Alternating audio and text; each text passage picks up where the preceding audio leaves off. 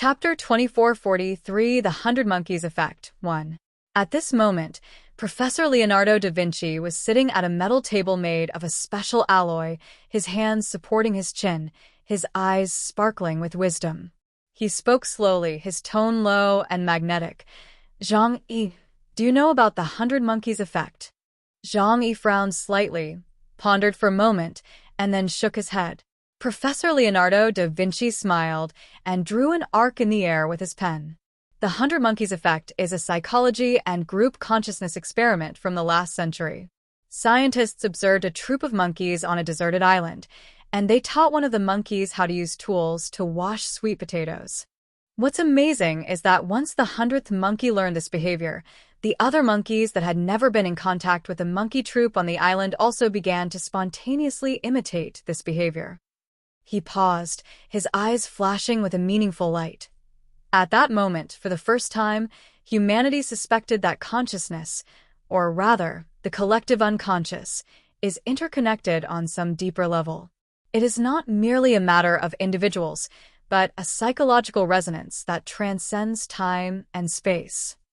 Brian grinned and joked, "Professor, are you saying that our brains are all sharing Wi-Fi?" Professor Leonardo da Vinci smiled faintly but did not deny it. In a sense, that is indeed the case. He reached out and tapped the table. The projection system lit up instantly, displaying a model of the human brain, with neuronal dots jumping like stars. Now that you think about it, humans were conducting embryo experiments to extract fragments of ether, an extremely high-dimensional crystallization of psionic energy that originated from the backflow of cosmic consciousness. If this energy combines with human genes, it can generate superpowers and allow people to access higher spiritual dimensions. A look of curiosity flashed in Zhang-Yi's eyes. You mean the act of conducting large-scale embryo experiments will affect all of humanity? That's exactly right. Professor Leonardo da Vinci adjusted his glasses, his voice gradually lowering. When a group collectively engages in high-dimensional consciousness intervention, especially at the levels of life, soul, and spirit, it will evoke resonance within the collective unconscious. Even though people from different countries and individuals do not know each other, their brains, emotions, and dreams resonate in the same quantum sea of consciousness. Zhang-Yi rubbed his chin and said calmly, "So, the numerous experiments conducted in the embryology lab are like implanting a piece of viral code into the entire human brain?" Professor Leonardo da Vinci nodded, his expression serious. "That's right. Even the energy fluctuations of just a few thousand embryos can spread unconsciously, affecting the mental frequency of the entire human race. Those fluctuations in nightmares, hallucinations, violent impulses, and the awakening of superpowers may all be related to this potential interference." Upon hearing this, Zhou Kur frowned. Doesn't that mean that humanity has already been unknowingly polluted by the things it created? Pollute. Professor Leonardo da Vinci sighed softly, a hint of coldness in his smile. Perhaps we should call it resonance. It's a side effect of evolution. The closer humanity gets to the realm of the divine, the more likely it is to touch the boundaries of the subconscious of the entire race. Fluctuations in consciousness can transmit not only thoughts, but also chaos. He spread his hands and said, "You all already know about the existence of ether, and you also understand that the essence of humanity is a fragment of ether. We all belong to one whole. So, isn't it normal to have common ground?" It involved advanced scientific knowledge, but Zhang-Yi felt that this phenomenon was unusual. Is it because humanity as a whole has sensed the impending crisis and is therefore forcibly evolving? He then smiled and shook his head. Who cares? If 6 generations can become stronger because of this, it's a good thing. After all, different countries are just competing with each other and rarely intend to completely exterminate a race. But when the enemy becomes another human race, it could very well be a war of annihilation. When disaster struck, the 6 generations became each other's support. The outside world has changed, and Zhang-Yi himself has changed too. He didn't plan to go to the Dragon Clan for the time being. After resting for a day, he immediately locked himself in a huge empty underground practice room. He retrieved Ling from the alternate dimension and used her to guide him. This gain is not just about resources and power. He wants to integrate these powers into his own so that he can truly control his own destiny. Northern Europe, Beta Gang. After the Ice Age, a cold and desolate atmosphere has always permeated this place. Even the sacred headquarters of the Holy See appears unusually cold due to its preference for white. Although the monarchs do not adhere to asceticism like the Bharatas, they still maintain a tradition of worshipping God. They believed that the Son of God had suffered torture and died to atone for the sins of the world. So on the surface, they weren't really immersed in enjoying themselves. However, comfortable heating and fireplaces were installed in the residences of the bishops, priests, and members of the Knights Templar. As snow fell heavily, a red figure stepped into the front of St. Peter's Basilica. Cardinal Arnold Oreb, the leader of the Four Horsemen of the Apocalypse, the Death Knight, codenamed Michael, walked solemnly toward the church, carrying a thick Bible in his hands. He came to the foot of the steps in front of St. Peter's Basilica, bowed, and then said, "Your Holiness, Sister Leibniz has returned from the moon. She and Father Orion have completed their mission. I have important intelligence that I need to report to you in person." As soon as he finished speaking, the Holy Scripture in his hand suddenly trembled, and a white, transparent spirit flew out of the Holy Scripture and slowly landed beside him. It was the Plague Knight who mourned Sister Leibniz. At that time, she and Orion were facing an encirclement and suppression by Zhang Yi and others. The situation was urgent, and there was no time to perform a spatial transfer and return. So Orion sacrificed himself, using a forbidden method, abandoning Leibniz's physical body and transferring only his spirit. A spirit is a combination of ether and memory. It is a higher-dimensional being, so it can transcend the limitations of space and time. Even across a distant universe, it can be sent back according to the coordinates of Bitigo. Sister Leibniz stood in front of the cathedral, her hands clasped in front of her. "Your Majesty, Father Orion has been killed in battle. The perpetrators were Chaos of the Kingdom of Huashu, the Knights of the Round Table of Britannia, Saladin of the Khotan Empire, and the Natural Science Society of Columbia.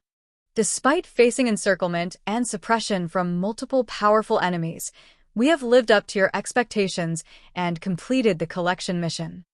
Hello friend, to support me kindly comment and subscribe if you have not already. Thank you for your support. Chapter 2440 for the 100 Monkeys Effect 2.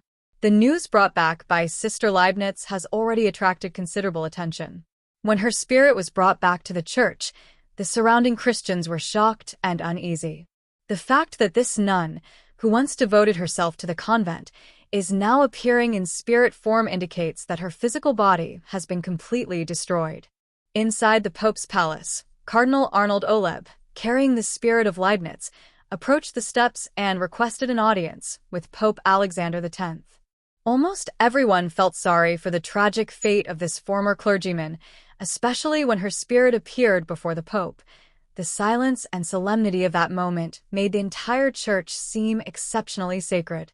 However, just when everyone thought the Pope would take action on the matter, he did not come out of the church. Oreb and Leibniz waited for a long time before finally seeing a figure in a white robe emerge from the dark doorway. He stood quietly on the high steps, looking down at the two apocalyptic knights before him. He is not the Pope. Instead, it was the blonde boy, George Higgins, who had been standing next to the Pope. "My children, you have done very well." His voice was cold, his gaze icy, and his eyes revealed a vicissitude and profundity beyond his years. Arnold Oleb paused for a moment, a hint of surprise flashing in his eyes. "My child?" This seemed somewhat comical to them, as Higgins was only 16, the prime of his life, and had been a favorite of Alexander X for many years. But no matter how much the Pope valued him, he should not have spoken to two revered knights of the apocalypse in such a tone. "Who are you?" Isley asked in a serious voice, his eyes showing doubt. Oreb asked. "Alexander X is dead," Higgins said calmly, his voice devoid of any emotion. But these words caused a sensation in the square in front of St. Peter's Basilica. The Pope is dead. The heavens of the Holy See have collapsed. Before they could react, Higgins uttered his second sentence. From this day forward, I am the new Pope.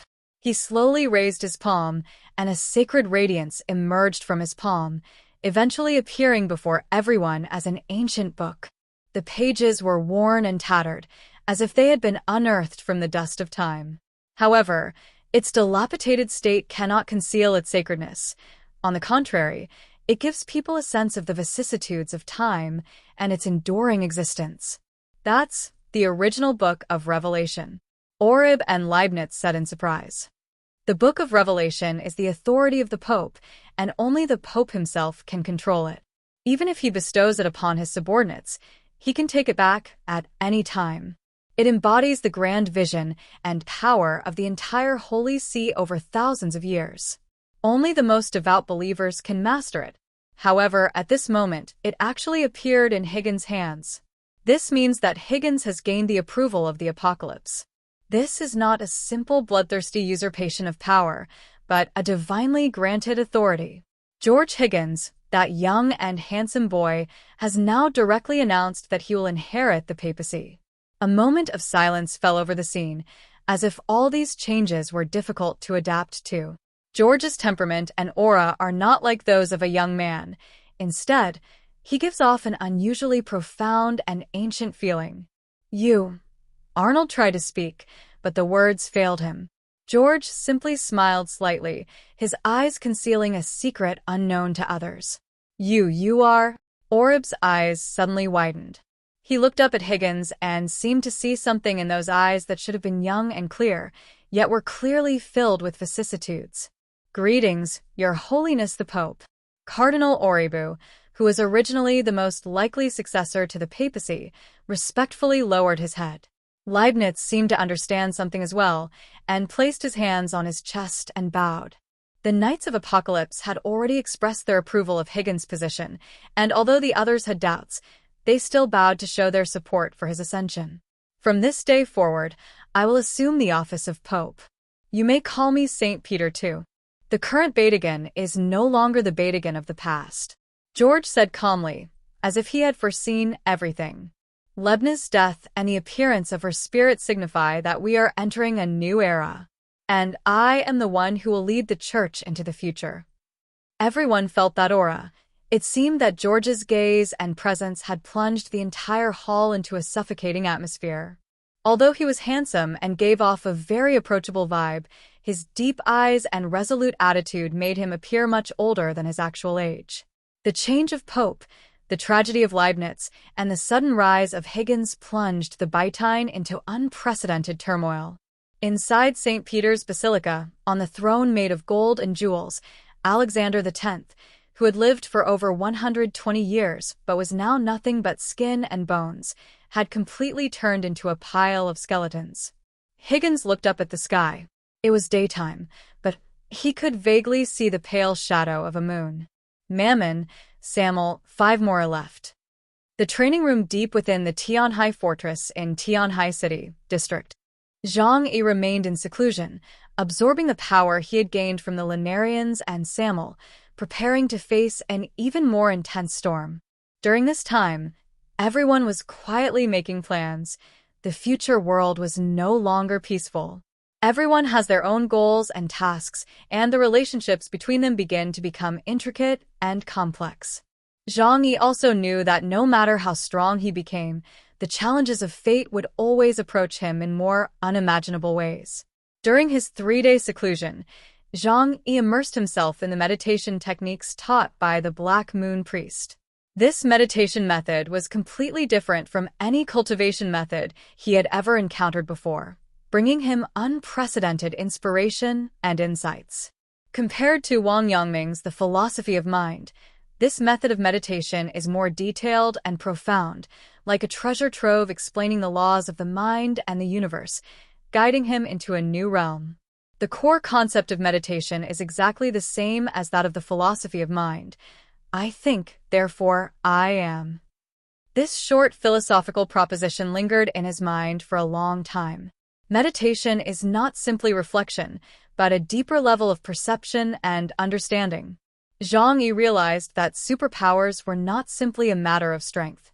It is the power of the mind, the unfathomable connection between the mind and the universe. Chapter 2445 The 100 Monkeys Effect 3. When he calmly perceives the rules governing the universe, he can interact with the universe through his own thoughts and ultimately change the properties of matter through this interaction, thereby acquiring powerful supernatural abilities. He gradually integrated meditation into his own practice, and each meditation session was a profound spiritual experience. Gradually, Zhang Yi could feel an unprecedented power awakening within him. It was a profound fluctuation from the universe, seemingly capable of sensing the movement and changes of every speck of dust in the world. He began to understand that superpowers were not merely a manifestation of strength, but a harmonious resonance between the mind and the universe, an infinite potential gained through perceiving the laws of the universe. In the ancient Huashu kingdom, some people called it Tao. In layman's terms, it means that the NPCs in the game study the game's code themselves, and once they understand the underlying logic, they can exploit bugs. Thus, the greatest impact is achieved with the least amount of force. Over the course of 3 days, he absorbed the source of supernatural power on his own, and if he encountered any problems he didn't understand, he would directly ask Ling for help. Ling is the kind of person who will only talk if you ask her, but she won't tell you unless you ask her. She's like a walking encyclopedia of the universe. All of Zhang Yi's doubts could be answered by her. As a result, one bottleneck after another was quickly overcome. If, in the past 4 years, improving one's superpowers could only be done by devouring like a wild beast, by blindly rubbing against it, now he has textbooks. This 3-day retreat was not only a spiritual breakthrough, but also a leap in strength. Zhang Yi felt the supernatural power accumulating within his body, and the power deep within his soul began to manifest. He knew that he had stepped into a completely new level. As his meditation deepened, his superpower index rose rapidly like a beast awakening, breaking through 50,000 points and successfully entering the night level. This breakthrough was not merely an increase in power, but also a profound understanding of the laws governing the universe, allowing him to experience an unprecedented spiritual power. After 3 days of seclusion, Zhang Yi finally opened his eyes. His gaze was deep, and his eyes revealed an indescribable determination and strength. He knew that he was no longer the newcomer to the world of superpowers, but a true powerhouse with the ability to change his destiny. Zhang Yi lay comfortably in the middle of the huge training room. The entire spacious training room was dark, with only a beam of light shining on him. He lay sprawled on the cool floor. Slowly, the floor behind him began to deform, transforming into a huge, circular black swamp. A viscous, dark substance, capable of absorbing light, emerged from the abyss and enveloped Zhang Yi's body. Ling's eyes rippled slightly after she saw that power. The material forces of this universe. Although they are all superhumans, the superhuman energy that Zhang Yi possesses is completely different from that of the others. The fundamental substances in the universe are nothing more than earth, water, fire, wind, metal, wood, water, fire, and earth elements. The manifestations of superpowers also cannot escape them. However, the power that Zhang Yi possesses is in a form other than Kagago's power. This is a variable. Zhang Yi's breakthrough was incredibly smooth, as comfortable as soaking in a hot spring. He closed his eyes and took a trip to the world of ether. In the vast sea of spiritual matter, he saw Ling, the spirit Ling, with just a thought. "Do you know what's been happening to me lately?" Zhang Yi asked directly, too lazy to waste any more words. The will at a higher dimension is omniscient and omnipotent. "I saw it." Ling responded calmly. "It's very interesting. Your performance has shown me a whole new possibility for the evolution of species. Won't you stop me?" Zhang Yi smiled and asked in return, his eyes fixed on Ling as he asked the question, trying to read something from her eyes. But Ling just smiled. "Zhang Yi, you've forgotten something. I am not your enemy. I am not your master either. I am you, and you are me. You and I, and all intelligent beings in the material world, are ether itself. You are also the creator. Zhang Yi's heart was deeply shaken. It's like when you play a game, you immerse yourself in the game's world. But you don't belong to the game's world. You are still you. You can control 1, 2, hundreds or thousands of characters. But they are all you. Zhang Yi took a deep breath. But what if my game character awakens? That's your freedom, and it's also my freedom. Ling smiled gently at Zhang Yi and opened her arms, which were formed from white light, to him. Go do whatever you want. Isn't that fun? Even if you fail and a so-called death end occurs in the material world, you'll just return to the ether and become one with us. Zhang Yi walked out of the training room, where Yang Xinxin and Zhou Ke were waiting at the door, as usual. Zhou Ke's eyes revealed a hint of concern, as if she knew that Zhang Yi had not been simple these past few days. Upon seeing him emerge from seclusion, Zhou Ke smiled and asked, "You've broken through?" She immediately came over to express her concern, and Yang Xia also handed over Zhang Yi's favorite hot coffee milk tea. Hot drinks can lift one's spirits, which is why Zhang Yi enjoys drinking them when she wants to relax. In the past, Zhang Yi was very strict about his diet because he needed to maintain a combat state for long periods of time. Later, after Zhou Ke reached Epsilon, these concerns completely disappeared. Her ability can directly modify Zhang Yi's body, bringing it to its theoretically strongest state, thus eliminating the need for training. However, it is still necessary to maintain the feel of martial arts skills in daily practice. Zhang Yi nodded. Yes, he has already broken through to the night level. Zhang Yi inquired whether anything had happened outside in the past few days. Yang Xinxin told Zhang Yi that Brian and Professor Da Vinci had returned to Columbia since they had come out on vacation. As members of the Natural Science Association, they need to go back to work and clock in. Another major event concerns the Holy See. Alexander X is dead. Yang Xinxin said. Zhang Yi was somewhat surprised. The Pope is dead? The Holy See, with the most devout believers in the world, has a Pope who is arguably the most powerful person in the world today. Zhang Yi had originally planned that after his seclusion ended, he would unite with various countries to condemn the Holy See and demand an explanation from them regarding the matter on the moon. This is getting a bit tricky. Sure enough, Yang Xinxin also said, while you were in seclusion, the United Nations government of the World Health Organization questioned the Bitigo Party, demanding an explanation regarding the matter on the moon. However, Father Orion, who is involved, is dead, Sister Leibniz has died, and even the Pope is dead. They've shifted the blame onto the dead, so it's not appropriate to pursue the matter further. Zhang Yi rubbed his temples. According to the rules of the Junjing Church, the new pope should be Cardinal Arnold Oleb. No. Yang Xinxin shook her head. It's a name I've never heard of, a 16-year-old boy named George Higgins. Zhang Yi frowned.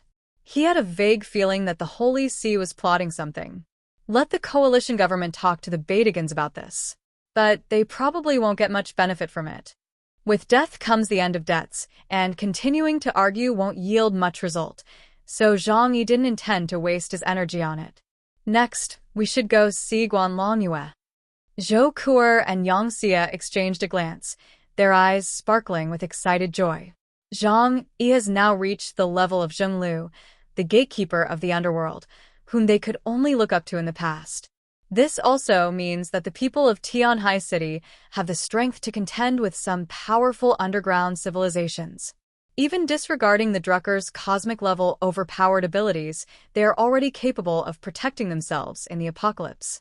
Very good, Zhou Ke said excitedly.